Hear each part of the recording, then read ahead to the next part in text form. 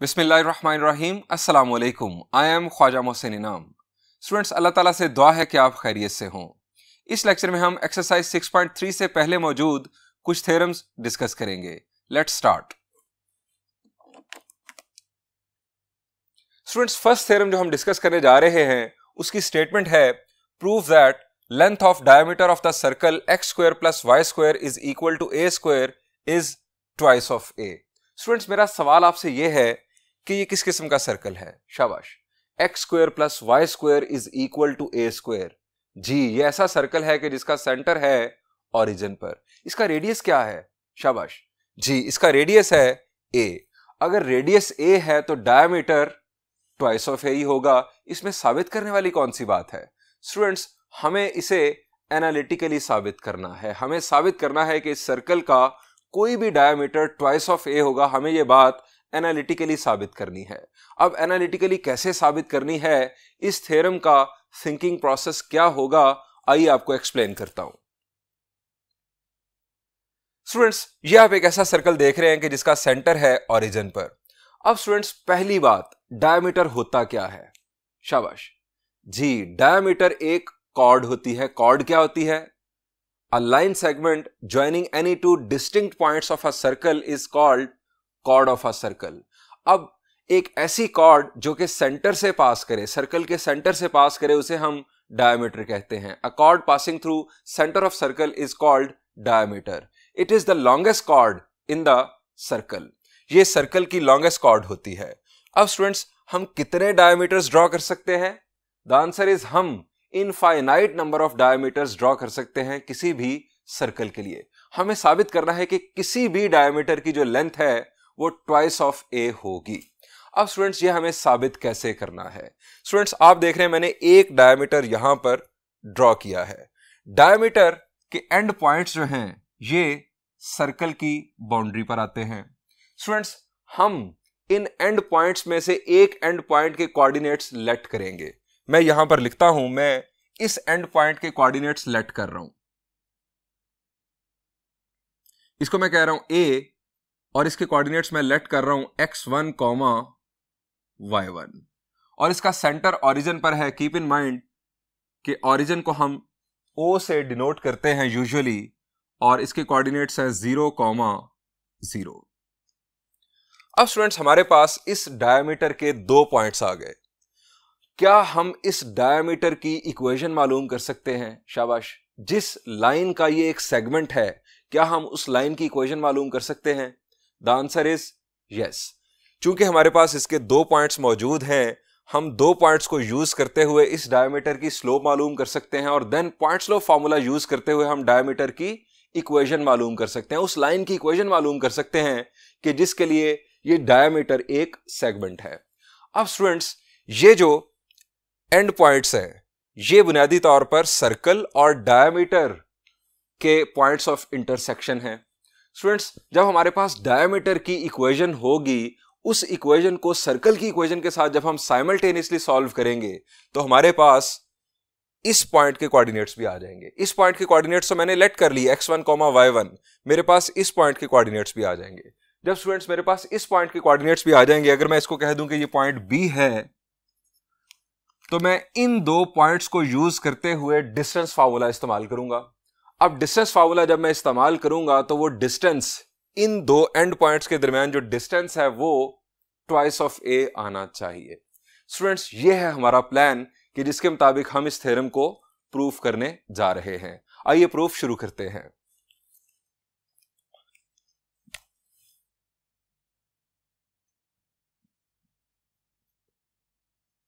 Late there be a circle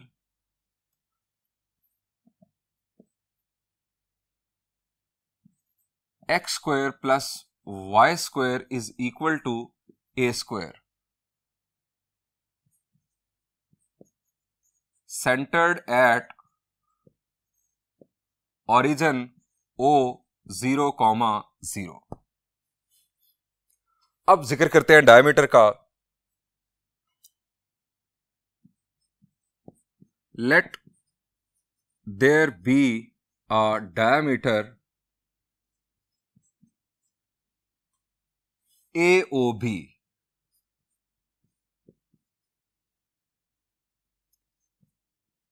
further let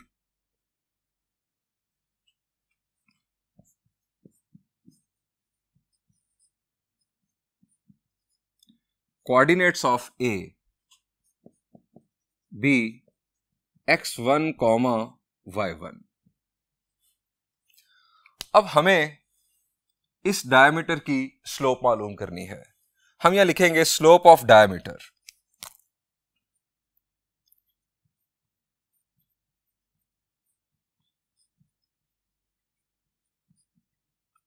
हमारे पास diameter के दो एंड पॉइंट्स, दो पॉइंट्स इनफैक्ट आ गए। एक है सेंटर, क्योंकि सेंटर से डायमीटर पास कर रहा है, और एक ये हमने पॉइंट लेट कर लिया x1, y1। Slope of diameter. Students, slope का कंसेप्ट, स्लोप का फॉर्मूला क्या है? अगर हमारे पास किसी लाइन के दो पॉइंट्स मौजूद हों तो हम स्लोप कैसे मालूम करते हैं? शाबाश जी, न्यूमरेटर में डिफरेंस ऑफ ऑर्डिनेट्स और डिनोमिनेटर में डिफरेंस ऑफ एब्सिसाज। ऑर्डर हमें सेम रखना होता है। ऑर्डर सेम रखने से मुराद यह है कि अगर न्यूमरेटर में मैं पॉइंट ए का y कोऑर्डिनेट पहले लिखूंगा तो डिनोमिनेटर में पॉइंट ए का ही x कोऑर्डिनेट पहले लिखा जाएगा। y1 minus 0 over x1 minus 0 is equal to y1 over x1. Now,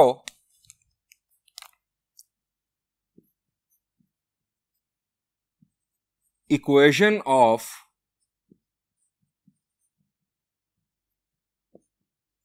diameter by point slope form. Point slope form use करते हुए हम इस डायमीटर की इक्वेशन लिखते हैं। इनफैक्ट ये उस लाइन की इक्वेशन है जिसके लिए डायमीटर जो है वो एक सेगमेंट है। वो लाइन नेवर एंडिंग है, इस साइड पर और इस साइड पर। हम उस लाइन की इक्वेशन लिखने जा रहे हैं।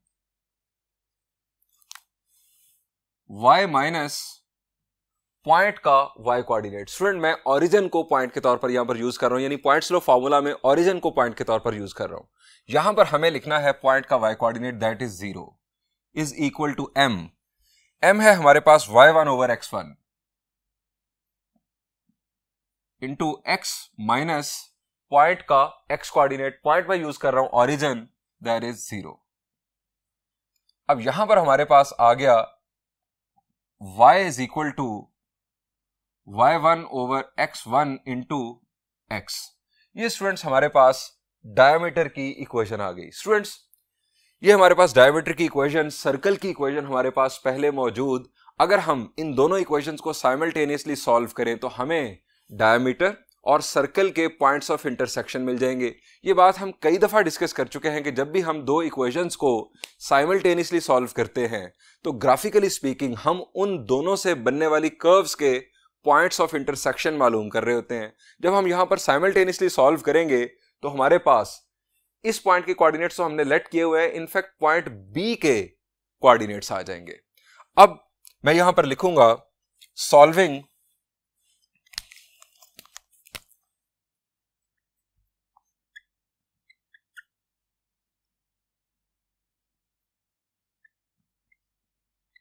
Equation of diameter and equation of circle simultaneously। अब स्टूडेंट्स, इस इक्वेशन को नाम दे दें आप 1 का और इसे नाम दे दें 2 का। स्टूडेंट्स, इक्वेशन 2 में से y की वैल्यू हमें वाज़े तौर पर मिल रही है। अगर मैं ये y की वैल्यू इक्वेशन 1 में जाकर पुट कर दूं तो हमारा साइमल्टेनियस सॉल्यूशन स्टार्ट हो जाएगा। Putting value of y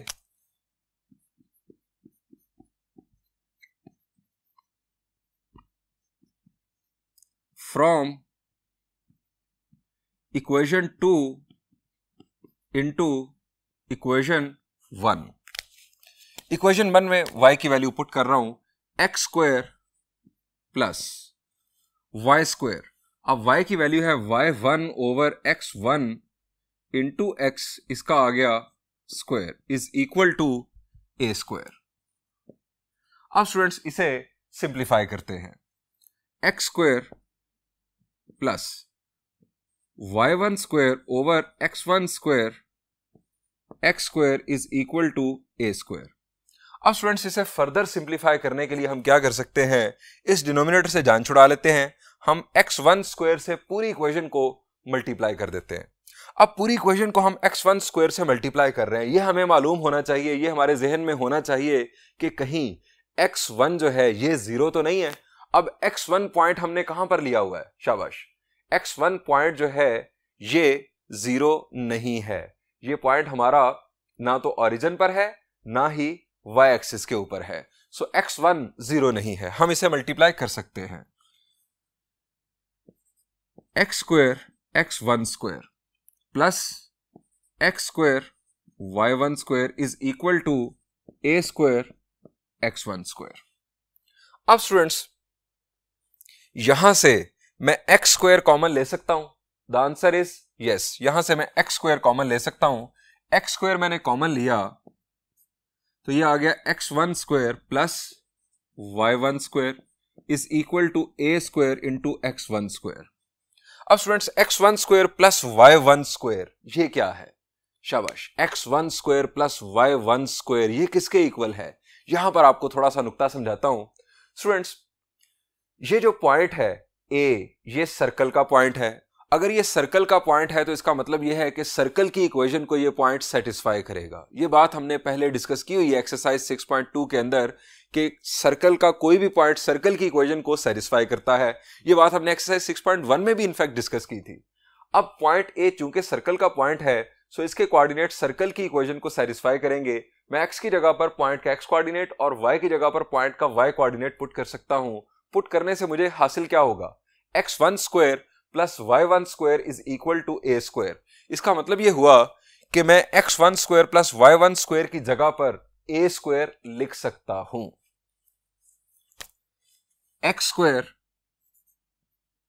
a square is equal to a square x1 square. अब स्टूडेंट्स ये a स्क्वायर हो गया कैंसिल। अच्छा यहां पर साथ रीजनिंग कर देते हैं, x1 square plus y1 square is equal to a square. चूंकि x1 कॉमा y1 ये सर्कल का पॉइंट है।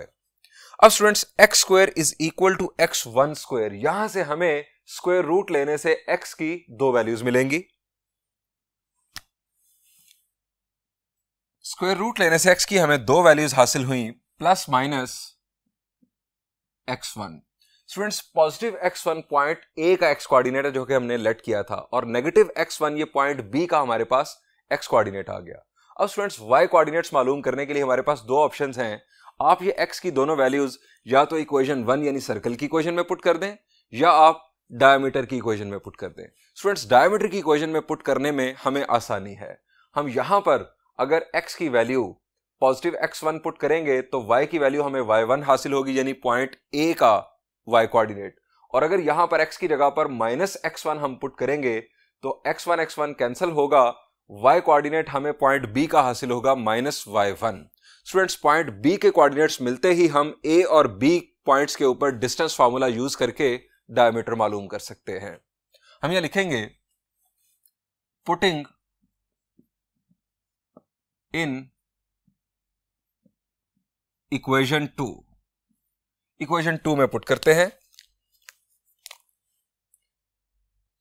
x is equal to x1, y is equal to y1 over x1, x की जगह पर मैंने x1 पुट कर दिया। अब स्टूडेंट्स ये दोनों कैंसिल और हमारे पास y की वैल्यू आ गई y1। अगर x कोऑर्डिनेट x1 तो y कोऑर्डिनेट y1। दूसरी तरफ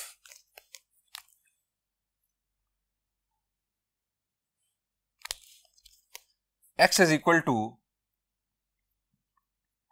minus x1, y is equal to y1 over x1 into minus x1।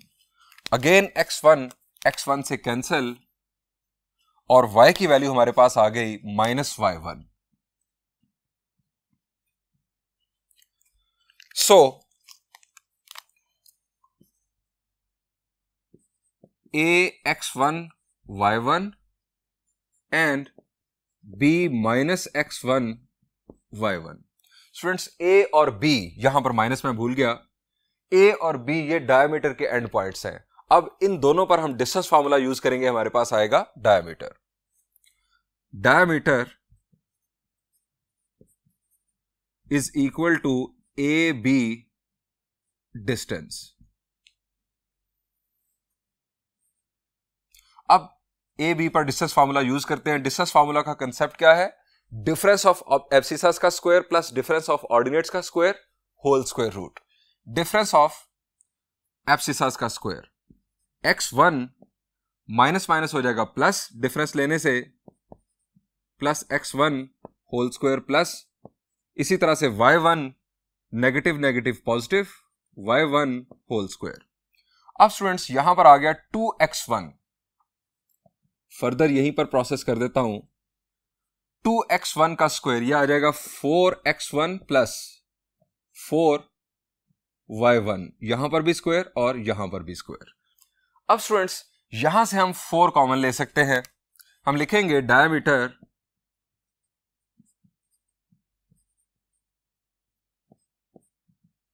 Four common लेने से ब्रैकेट में हमें हासिल हुआ x1 square plus y1 square. अब सवाल यह है कि x1 square plus y1 square ये किसके इक्वल है? शाबाश, ये हम पहले भी यूज कर चुके हैं। द आंसर इज ये a स्क्वायर के इक्वल है। चूंकि x1 कॉमा y1 ये पॉइंट a के कोऑर्डिनेट्स हैं, पॉइंट a सर्कल के ऊपर मौजूद है। जो पॉइंट सर्कल के ऊपर मौजूद है उसे हम सर्कल की इक्वेशन में पुट कर सकते हैं। सर्कल की इक्वेशन है x square plus y square is equal to a square. x की जगह पर x1 और y की जगह पर y1 पुट करेंगे तो x1 square plus y1 square will be equal to a square.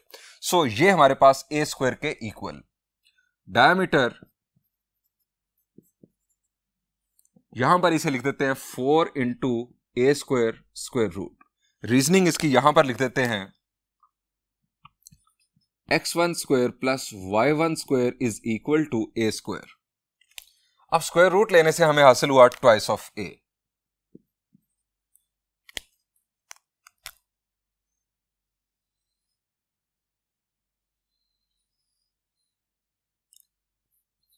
Proved.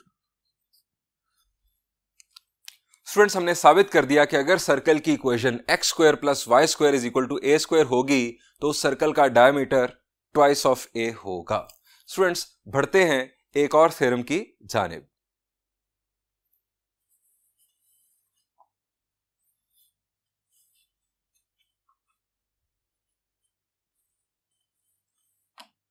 Students हमारे नेक्स्ट थ्योरम की स्टेटमेंट है the perpendicular bisector of any chord of a circle passes through the centre of the circle. हमें साबित करना है कि circle की किसी भी कॉर्ड का परपेंडिकुलर बाइसेक्टर सर्कल के सेंटर से लाजमी गुजरता है। कॉर्ड क्या है? A line segment joining any two distinct points of a circle. और परपेंडिकुलर बाइसेक्टर किसे कहते हैं?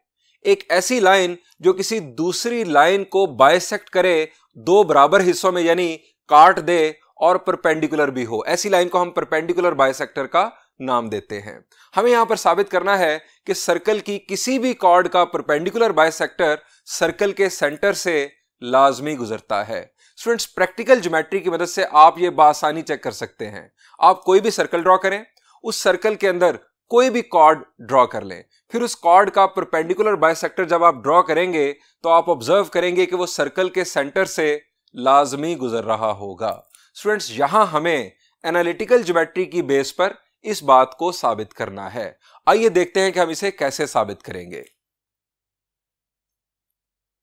स्टूडेंट्स मैं आसानी के लिए, इस थ्योरम को प्रूव करने की आसानी के लिए एक ऐसा सर्कल कंसीडर कर रहा हूं कि जिसका सेंटर है ओरिजिन पर। स्टूडेंट्स हम कोई भी कॉर्ड ड्रॉ कर लेते हैं, जैसा कि मैंने यहां पर एक कॉर्ड ड्रॉ कर ली।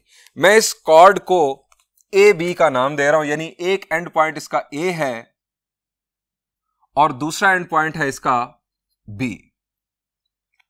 हमें साबित करना है कि इस कॉर्ड का परपेंडिकुलर बाइसेक्टर सर्कल के सेंटर से लाजमी गुजरेगा। अब स्टूडेंट्स हमें यह साबित कैसे करना है? स्टूडेंट्स हम ए और बी जो एंड पॉइंट्स ऑफ कॉर्ड है इनके कोऑर्डिनेट्स लेट कर लेते हैं। अब स्टूडेंट्स इनके कोऑर्डिनेट्स लेट करने के बाद हम इस कॉर्ड का मिड पॉइंट मालूम कर सकते हैं, यानी मिड पॉइंट के कोऑर्डिनेट्स हम मालूम कर सकते हैं। देन हम इस कॉर्ड की स्लोप मालूम कर सकते हैं। कॉर्ड की स्लोप से हम उस परपेंडिकुलर बाइसेक्टर की कॉर्ड मालूम कर सकते हैं। जो भी लाइन इस कॉर्ड के ऊपर परपेंडिकुलर होगी उसकी स्लोप इस कॉर्ड की स्लोप का नेगेटिव रेसिप्रोकल होगी। सो हमारे पास उस परपेंडिकुलर बाइसेक्टर की स्लोप आ जाएगी। अब हमारे पास दो चीजें यहां पर आ रही हैं, मैं आपको दोबारा से एक्सप्लेन करता हूं। अगर फर्ज करें हमारे पास पॉइंट ए है, इसके कोऑर्डिनेट्स हैं x1, y1 और पॉइंट बी के कोऑर्डिनेट्स हैं x2, y2। अब हमें गिवन क्या है? हमें गिवन है कि इस कॉर्ड का परपेंडिकुलर बाइसेक्टर सेंटर से लाजमी गुजरेगा। अब परपेंडिकुलर बाइसेक्टर है तो इसका मतलब है कि वो इसके मिड पॉइंट से गुजर रहा होगा और परपेंडिकुलर होगा। हम इस कॉर्ड का मिड पॉइंट मालूम कर सकते हैं। मैं फर्ज करता हूं कि इसका मिड पॉइंट यहां पर है। इस मिड पॉइंट के कोऑर्डिनेट्स क्या होंगे? शाबाश। अगर हमारे पास पॉइंट ए के कोऑर्डिनेट्स x1, y1 है, पॉइंट बी के कोऑर्डिनेट्स x2, y2 हैं, तो इस मिड पॉइंट को अगर मैं नाम दे दूं m का, तो m के कोऑर्डिनेट्स क्या होंगे? शाबाश जी, mid point formula. Point m का जो x कोऑर्डिनेट होगा वो होगा x1 plus x2 divided by 2 और पॉइंट m का y कोऑर्डिनेट होगा y1 plus y2 divided by 2। Point m के हमारे पास कोऑर्डिनेट्स आ जाएंगे। अब हमें उस बाइसेक्टर की स्लोप भी मालूम करनी है। चूंकि वो परपेंडिकुलर बाइसेक्टर है, सो उसकी स्लोप इस कॉर्ड की स्लोप का नेगेटिव रेसिप्रोकल होगी। हम इस कॉर्ड की स्लोप इन पॉइंट्स के कोऑर्डिनेट्स की बुनियाद पर मालूम कर सकते हैं। सो उस स्लोप का हम नेगेटिव रेसिप्रोकल लेंगे तो हमारे पास कॉर्ड की स्लोप आ जाएगी, उस परपेंडिकुलर इनफैक्ट परपेंडिकुलर बाइसेक्टर की कॉर्ड आ जाएगी। हमारे पास पॉइंट m के कोऑर्डिनेट्स होंगे, स्लोप जब हमारे पास आ जाएगी तो पॉइंट स्लोप फॉर्मूला यूज करते हुए हम उस परपेंडिकुलर बाइसेक्टर की इक्वेशन लिख लेंगे। अब यह चेक करने के लिए कि क्या वो परपेंडिकुलर बाइसेक्टर सेंटर से पास करेगा या नहीं, हम सेंटर के कोऑर्डिनेट्स परपेंडिकुलर बाइसेक्टर की इक्वेशन में पुट करेंगे।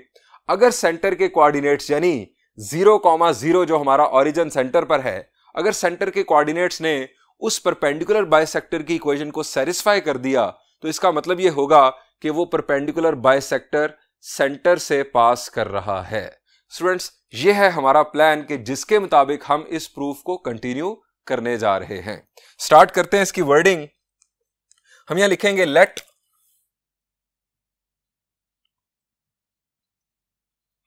देयर बी अ सर्कल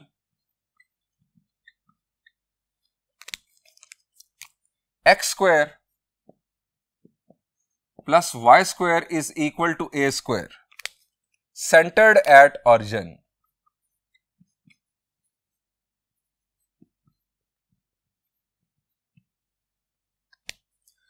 अब स्टूडेंट्स एक और बात यहां पर याद रखिएगा, आगे जाकर काम आएगी। पॉइंट ए जो है ये सर्कल के ऊपर मौजूद है, सो पॉइंट ए के कोऑर्डिनेट्स सर्कल की इक्वेशन को सेटिस्फाई करेंगे। इसका मतलब यह है कि x1 square plus y1 square, यानी x की जगह पर मैंने x1 पुट कर दिया, y की जगह पर y1 पुट कर दिया, x1 square plus y1 square will be equal to a square. इसी तरह से पॉइंट बी के कोऑर्डिनेट्स भी सर्कल की इक्वेशन को सेटिस्फाई करेंगे। इसका मतलब यह है कि हम x की जगह पर पॉइंट बी का x कोऑर्डिनेट और y की जगह पर पॉइंट बी का y कोऑर्डिनेट पुट कर सकते हैं। x2 का स्क्वायर प्लस y2 का square will be equal to a square. ये बात आगे जाकर हमें इस्तेमाल करनी होगी। सो मैंने आपको अभी बता दिया कि इसकी लॉजिक क्या होगी इस्तेमाल करने की। सेंटर्ड एट ओरिजिन, बात आगे बढ़ाते हैं। हम यहां लिखते हैं let a B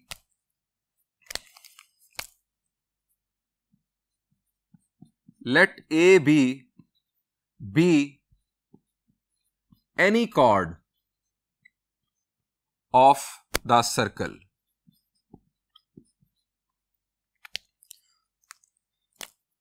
Further let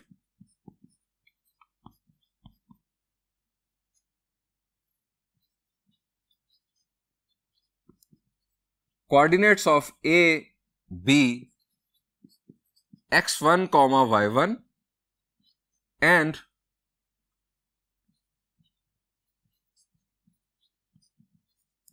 coordinates of B be x2, y2। अब हमारे पास गिवन है कि perpendicular bisector of the chord, हमें इस कॉर्ड का मिड पॉइंट मालूम करना है ताकि हम परपेंडिकुलर बाइसेक्टर की तरफ जा सके। Mid point of the chord, let M be the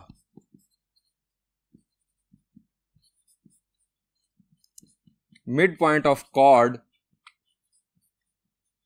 AB, then M के कोऑर्डिनेट्स क्या होंगे?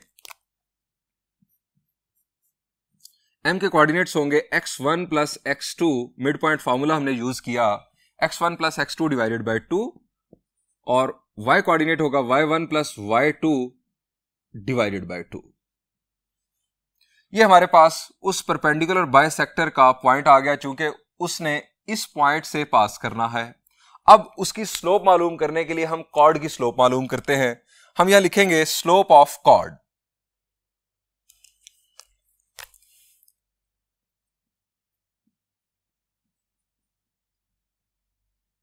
Slope of chord AB।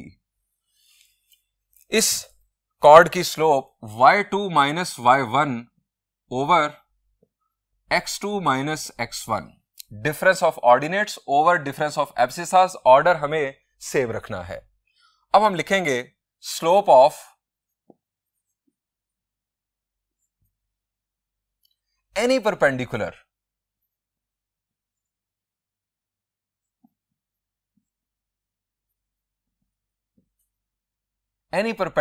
To AB। इस कॉर्ड पर कोई भी जो परपेंडिकुलर होगा उसकी स्लोप इसकी स्लोप का नेगेटिव रेसिप्रोकल होगी।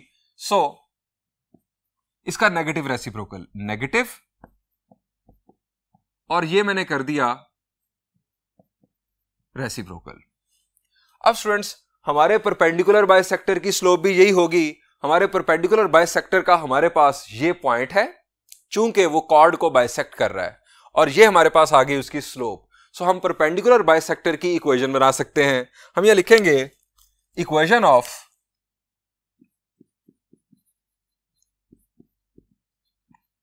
Of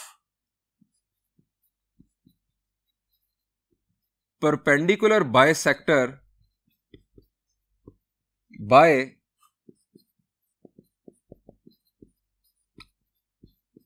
point slope form. Point slope form हमारे पास क्या है? y माइनस y1, y1 होता है पॉइंट का y coordinate, y minus y1 यानी पॉइंट का y कोऑर्डिनेट, जिस पॉइंट से हमारी लाइन पास कर रही होगी, y1 plus y2 divided by 2 is equal to m। m हमारे पास यानी उस परपेंडिकुलर बाइसेक्टर की slope minus x2 minus x1 over y2 minus y1 into x minus उस पॉइंट का x coordinate, x minus x1 plus x2 divided by 2। ये students हमारे पास उस परपेंडिकुलर बाइसेक्टर की इक्वेशन आ चुकी। अब हमें क्या साबित करना है? हमें साबित करना है कि ये परपेंडिकुलर बाइसेक्टर सेंटर से लाजमी गुजरता है। यह साबित करने के लिए हम सेंटर के कोऑर्डिनेट्स इस परपेंडिकुलर बाइसेक्टर की इक्वेशन में पुट करेंगे। अगर सेंटर के कोऑर्डिनेट्स ने इस इक्वेशन को सेटिस्फाई कर दिया तो यह साबित हो जाएगा कि centre of the circle perpendicular bisector का हिस्सा है। Perpendicular bisector centre of the circle से पास कर रहा है। सो हम यहां लिखेंगे to prove that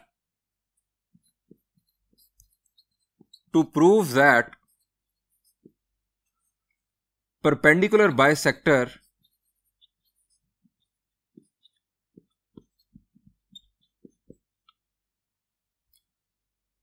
is passing through center of circle, we will put coordinates of center, there is 0, 0 in this equation.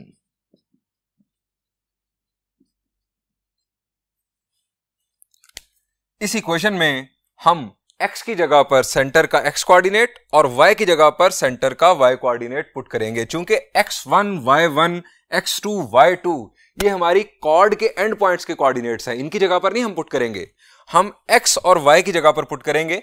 चूंकि x और y बेसिकली वेरिएबल पॉइंट्स है, ये इस वक्त फिक्स हो चुकी हैं values, x1 y1 x2 y2 ये फिक्स पॉइंट्स है, इनकी जगह पर हम सेंटर के कोऑर्डिनेट्स नहीं पुट कर सकते, हम x और y की जगह पर ये कोऑर्डिनेट्स पुट करेंगे।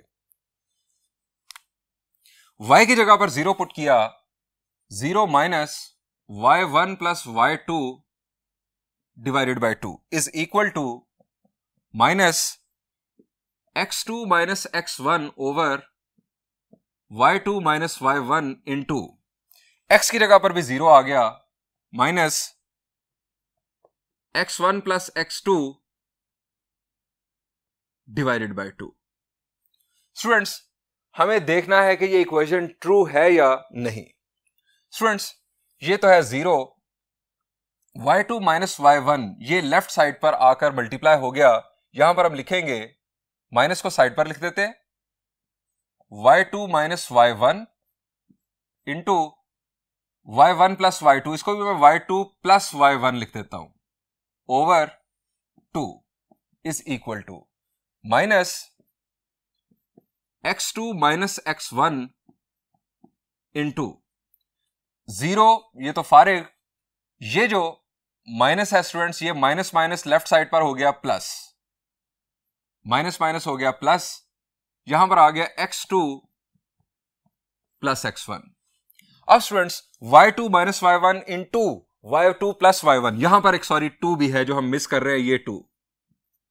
स्टूडेंट्स ये 2 और 2 कैंसल, ये 2 और 2 इस तरह से कैंसल। अब students y2 minus y1 into y2 plus y1 ये क्या होगा जी, a minus b into a plus b का कंसेप्ट ये हमारे पास बन जाएगा, माइनस को बाहर लिखा रहने दें, y2 का स्क्वायर माइनस y1 का स्क्वायर इज इक्वल टू, यहां पर x2 minus x1 into x2 plus x1, ये x2 का स्क्वायर माइनस x1 का स्क्वायर। अब स्टूडेंट्स इस माइनस को अप्लाई कर देते हैं, ये हो गया y2 का स्क्वायर प्लस y1 का square is equal to x2 का स्क्वायर माइनस x1 का स्क्वायर। अब स्टूडेंट्स हम इस टर्म को इक्वल के लेफ्ट साइड पर शिफ्ट कर देते हैं और इसको राइट साइड पर शिफ्ट कर देते हैं। इससे क्या होगा अभी देखिए, x1 स्क्वायर इसको मैंने लेफ्ट साइड पर शिफ्ट किया, इसके साथ मिला दिया y1 स्क्वायर, इसको दूसरी तरफ शिफ्ट किया, x2 square plus y2 square. अब students x1 square plus y1 square, शाबाश, मैंने शुरू में आपको बताया था कि एक चीज इस्तेमाल होगी, x1 y1 हमारे पास पॉइंट A के कोऑर्डिनेट्स हैं, पॉइंट A सर्कल के ऊपर मौजूद है, सर्कल की equation x square plus y square is equal to a square, circle की इक्वेशन को पॉइंट A के कोऑर्डिनेट सेटिस्फाई करेंगे, so x1 square plus y1 square is equal to a square है। इसी तरह से x2 square plus y2 square ये भी a स्क्वायर के इक्वल, चूंकि x2 और y2 ये पॉइंट B के कोऑर्डिनेट्स थे, ये भी a स्क्वायर। यहां से स्टूडेंट्स हमारे पास इक्वेशन ट्रू साबित हो गई। साथ रीजनिंग कर दें, x1 square plus y1 square is equal to a square, x2 square plus y2 square is equal to a square. अब स्टूडेंट्स ये इक्वेशन आ गई हमारे पास true.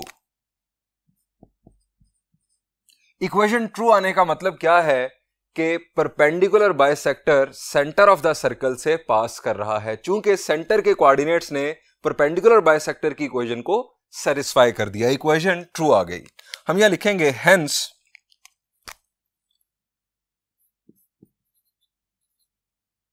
Perpendicular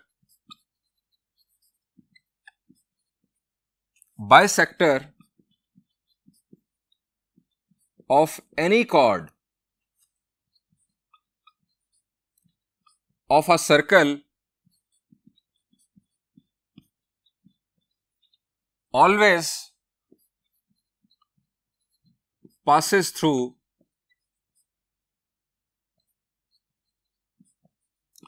center of circle.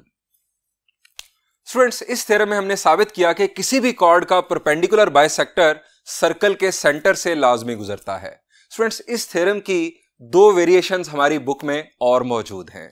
एक थ्योरम इस थ्योरम से पहले है और एक थ्योरम इस थ्योरम के बाद में है। जो थ्योरम पहले है उसकी स्टेटमेंट कुछ इस तरह से है, perpendicular dropped from centre of a circle on a chord bisects the chord. यानी कोई भी परपेंडिकुलर जो कि हम सेंटर से कॉर्ड पर ड्रॉप करते हैं वो कॉर्ड को बाइसेक्ट करता है, यह हमें साबित करना है। और दूसरी तरफ एक और थ्योरम है, the line joining the centre of a circle to the mid point of a chord is perpendicular to the chord. यानी कोई भी लाइन जो कि सेंटर ऑफ द सर्कल को mid point of the chord से join करती है वो परपेंडिकुलर टू द कॉर्ड होती है।